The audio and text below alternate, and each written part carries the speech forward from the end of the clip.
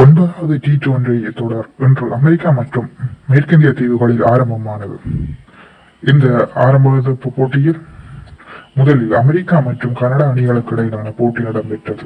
இரு அணிகளும் உலகக்கிண்ணத்தில் பங்கு வரும் முதல் போட்டியாகவும் இது அமைந்தது. ஏற்கனவே பங்களாதேஷ் அணியை 2 போட்டிகளில் வீழ்த்தி தொடரை கைப்பற்றிய உத்வேகத்துடன் சொந்த மண்ணில் களமிறங்கிய அமெரிக்க அணி நாணய சுழற்சியில் வெற்றி பெற்றது. கனடா அணி சிறப்பான துவக்கத்தை அளித்திருந்தது. நவீன் லிபாஸ் மற்றும் கிர்டன் ஆகியோரின் பங்களிப்புடன் 20 ஓவர்களில் 5 விக்கெட்டுகளை இழந்து 194 ஓட்டங்களை பெற்றுக் கொடுத்தது. 195 என்ற இலக்கை நோக்கி அமெரிக்க அணியின் துடுப்பாட்ட ஆட்டத்தை மேற்கொண்டாலும் ஆரம்பம் சிறப்பாக அமையவில்லை. பின்பு ஜோடி சேர்ந்த ஆண்டரி கவுஸ் மற்றும் அருண் ஜோன்ஸ் ஆகியோர் சிறப்பான துடுப்பாட்டத்தை கட்டி எழுப்பியமை குறிப்பிடத்தக்கது.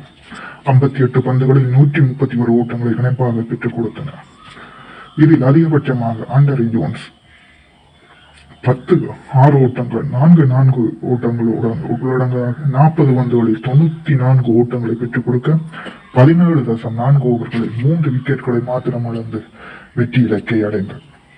இதன் மூலம் சொந்த மைதானத்தில் முதலாவது உலக கிண்ணத்தில் பங்கெடுத்த முதல் போட்டியிலேயே வெற்றியை பெற்ற பெருமையை அமெரிக்க அணி தற்பொழுது சொந்தமாக்கி உள்ளமை குறிப்பிடத்தக்கது.